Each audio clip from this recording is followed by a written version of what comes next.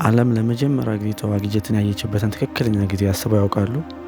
ዛሬ ስለ መሰር ሽሚት ተዋጊ ጀት ወይም ኤምኢ-262 ተዋጊ ጀት እናያለን። የመጀመሪያው ለጦርነት የዋለ እጅግ ፈጣንና ከባድ የመዋጋት አቅም ያለው እንዲሁም የመሐንዲሶችን የመፍጠርና የማላቅ አቅም ያሳየ ተዋጊ ጀት።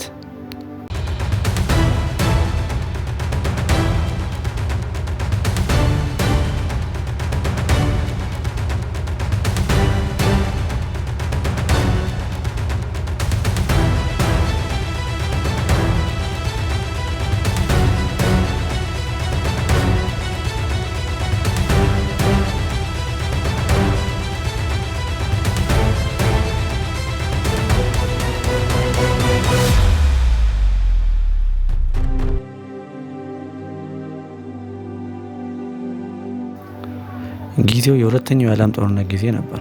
ደካማ ፍጥነትና ደካማ የመዋጋት አቅም ባላቸው እንደ ስፐትፋየር፣ ማስታንግ እና BF109 ባሉ ፕሮፒለር ሞተር ባላቸው ተዋጊ አውሮፕላኖች ለጦርነት እየዋሉ በነበረበት ጊዜ ነገር ግን ጀርመን ማንም አይቶት የማያውቅ ነገር ይፋ አደረገች።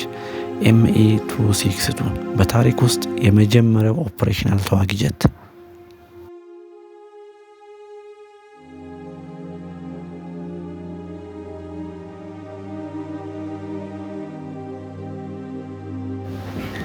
ይህ ጀት በሰማይ ላይ ይበሩ ከነበሩ በማናቸውም መለኪያ ዓመታትን የቀደመ ነበር። መደበኛ ተዋጊዎች ሲንቀጠቀጡና ለመውጣት ሲታገሉ የነበሩባቸውን ከባቢዎች ኤምኢ-62 በንጹህ ጀት ግፊት አየርን እየቆረጠ ይሄድ ነበር። አስቡት፣ የአውሮፕላን አብራሪ ሆናችሁና በሰዓት 650 ኪሎ ሜትር እየበረራችሁ በድንገት በሰዓት 900 ኪሎ ሜትር የሚበር ነገር በመብረቅ ፍጥነት ሲያልፋችሁ። ለመጀመሪያ ጊዜ በጦርነት ላይ በዋለ ጊዜ የሆነው ይህ ነበር።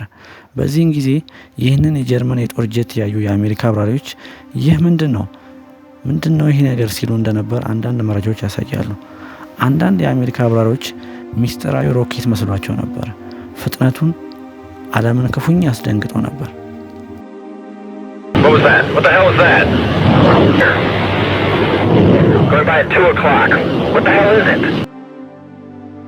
በጦርነቱ ላይ ከባድ ተጽዕኖ ማምጣት ጀመረ። ኤምኢ-262 እንደ ተራ አውሮፕላኖች አይዞርም ወይም አያሳድድም ነበር። ያጠቃል፣ ያጠፋል፣ እንዲሁም ማንም ምላሽ ከመስጠቱ በፊት እንደገና ይታያል። ይህ ማሽን ወይም ጀት አዲስ አውሮፕላን ብቻ አልነበረም። የድሮውን ሕግጋት ለመከተል እምቢ ባሉ ደፋር መሐንዲሶች የተፈጠረ መካኒካዊ አብዮት እንጂ።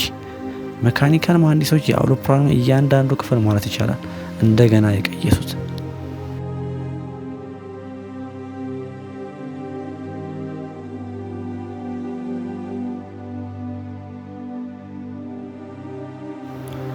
እነኚህ መሐንዲሶች ውጊያ ላይ የዋለ እውነተኛ የጀት ሞተር ፈጠሩ። ይህም ሞተር ጁሞ OO4 ይባል ነበር። ይህም ሞተር ብዙ ነገሮችን ይፈልግ ነበር። አዲስ ተርባይን ብሌድስ፣ አዲስ ሂት ሬዚስታንስ አሎይስ፣ ትክክለኛ ባላንሲንግ ቴክኒክስ፣ ፊውል ፍሎ ኮንትሮል ሲስተም ናቸው። እናም ያለ ሜካኒካል መሐንዲሶች ይህ ሞተር በቀላሉ መስራት አይቻልም ነበር።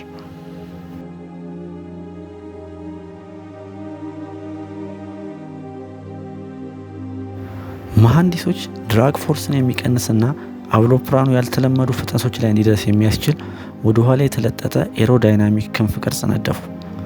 የጀት ግፊትን መቋቋም የሚችል ጠንካራ ግን ቀላል ክብደት ያለው አካልን ለመገንባት አዳዲስ ዘዴዎችን ፈጠሩ።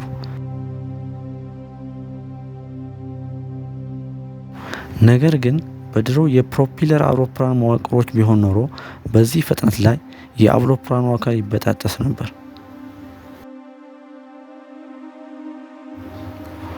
ኤምኢ-262 አራት 30 ሚሜ መድፎችንና የአየር በአየር ሮኬቶችን እንዲጭኑ ይፈለግ ነበር። እናም መሐንዲሶች አውሮፕላኑ ሳይናወጥ ኃይለኛ የጦር መሳሪያዎችን ማዋሃድ ወይም መሸከም እንዲችል ማድረግ ነበረባቸው። በዚህም ምክንያት መሐንዲሶች አዲስ አውሮፕላንን ብቻ ሳይሆን አዲስ የአየር ውጊያንም ለዓለም አስተዋውቀዋል።